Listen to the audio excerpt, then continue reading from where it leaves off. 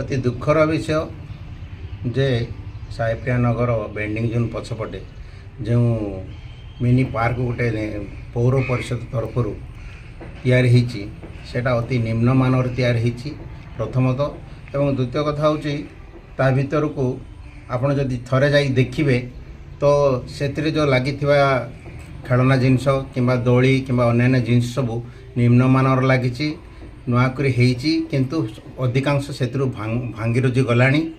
ତତ୍ସହ ତା ଭିତରକୁ ପରିବେଶ ବହୁତ ଅନିର୍ମଳ। ତା ଭିତରେ ଯେଉଁ ଆପଣଙ୍କର ଶୌଚାଳୟ ଅଛି, ଶୌଚାଳୟର ବ୍ୟବସ୍ଥା କହିଲେ ନ ଚଳେ।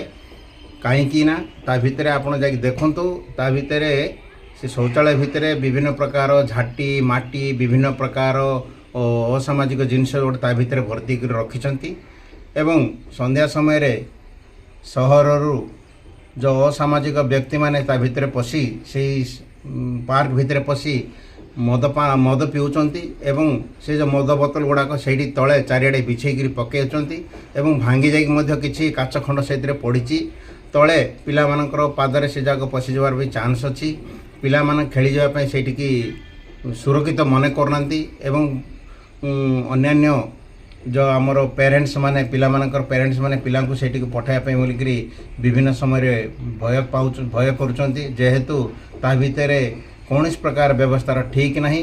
ଅତି ନିମ୍ନମାନର କାମ ସେ ଜାଗାରେ ହେଇଛି।